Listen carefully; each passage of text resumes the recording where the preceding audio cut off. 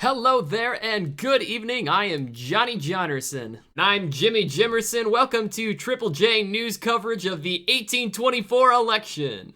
Well, Jimmy, it's been some time, but I think the US has finally figured out how these whole election things work. You said it, Johnny. Since Jefferson's election, it appears we haven't had any issues electing a president. Be careful what you say there. You don't want to jinx this election. Looks like someone's a little superstitious. I wouldn't say I'm superstitious, just a little stitious. Well, in any case, some interesting developments are the Federalist Party no longer exists. That's right, after the debacle of the War of 1812 and threats of secession, Federalists were ridiculed for backing the British instead of the good old boys in red, white, and blue. Democratic Republicans are on a pretty incredible winning streak when it comes to presidential elections. 3 straight elections and 3 men, all from Virginia.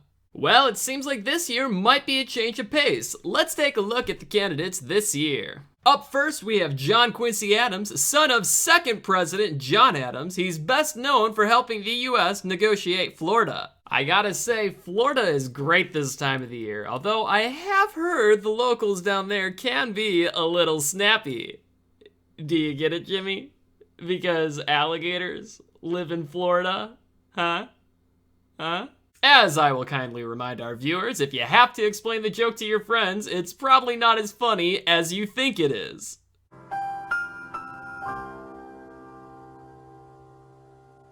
Wait, what was that? Well, every time we tell our viewers a fact, we have been encouraged by our producers to use this video clip. Did you know that all polar bears are left-handed?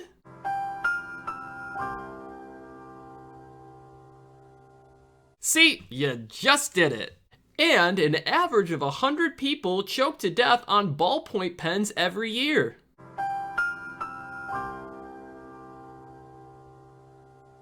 Alright, don't be obnoxious. Let's check out the next candidate in this election. Andrew Jackson. Born dirt poor in Tennessee, Jackson made a name for himself with his victory at the Battle of New Orleans. However, the Battle of New Orleans happened after the War of 1812 ended, considering the Treaty of Ghent was signed 2 weeks earlier, and Jackson then used this to his advantage and launched his political career.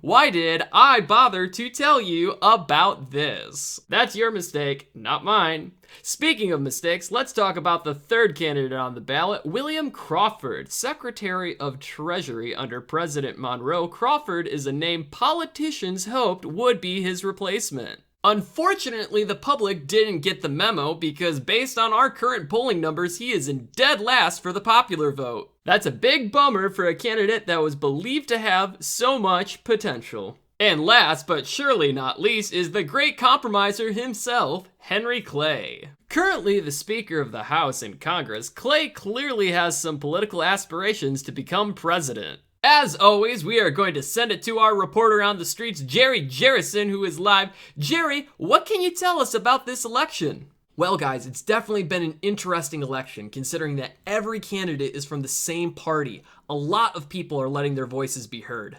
Jerry, it seems like there is a significant increase in the amount of people voting this year. Any reason why that's the case? States have been eliminating property requirements, meaning more and more people are now eligible to vote. So, black people, Native Americans, and women all have the right to vote now? No, just poor white men. I guess I'm confused, Jerry. How is that any different from the voting system of the past? See, only white men with property could vote, but now white men can vote. So what you're saying is white men are the only people voting in elections, even though slaves and women continue to make up large percentages of the population. Well, when you put it that way, that sounds extremely racist and sexist. Oh gosh.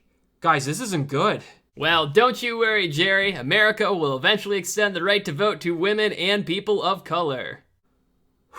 Oh, okay. That makes me feel a lot better. Sorry, I didn't finish reading that statement. America will eventually extend the right to vote to women and people of color a little less than 100 years from now. Isn't that great? Jerry, are you there? Well, we'll head back to Jerry once he comes to terms with the hypocritical reality in which people can live in a representative democracy but prevent certain populations from voting. I think we're getting some breaking news here, folks. Yes, it is official. Andrew Jackson has won the office of the presidency. Jackson is now the 6th president in United States history. And sharks are the only fish that can blink with both eyes.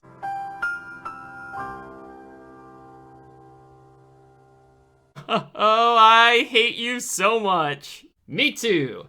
Apparently Jerry is back with us now. Jerry, what's going on? Guys, you called this election way too early.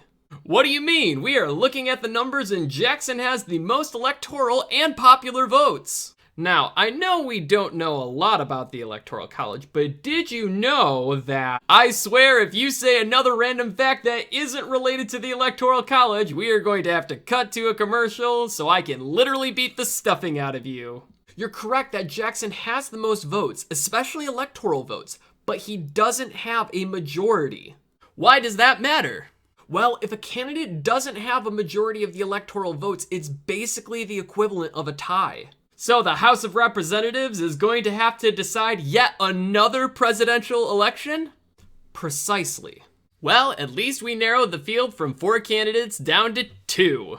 You know, I gotta say, it's hard to believe that there is a chance that John Quincy Adams could become president considering he received 50,000 less votes and 15 less electoral votes. Well, I'm sure this won't come back to bite the US in the butt.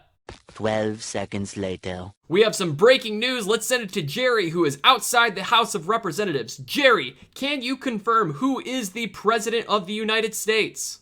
Yes, guys, despite trailing for the entirety of the election, John Quincy Adams is now the 6th President of the United States. Oh no, I announcer jinxed it. You sure did, Johnny. This is why we can't have nice things. Jerry, why did the House suddenly vote for Adams over Jackson? It seems the American people preferred Jackson. You would be correct that the American people wanted Jackson. However, it appears that there may have been some bargaining under the table going on. What's that supposed to mean? Well, it has been discovered that Henry Clay used his influence as Speaker of the House to get John Quincy Adams elected president. The catch here is that Clay will serve as Adams' Secretary of State, a position often used as a stepping stone to becoming president. It would appear we have some corrupt bargaining going on here. The American people are not happy and already calling this election rigged. They can't help but shake the feeling that the elite are serving their own interests instead of the will of the people. Well, there you have it, folks. The United States has found yet another way to mess up an election. You said it, Johnny. Moving forward, I have a feeling that Jackson and his followers will show up in larger numbers in the next presidential election. Speaking of moving forward, did you know that kangaroos and emus cannot walk backwards and are on the Australian coat of arms for that very reason? That's it. I am going to...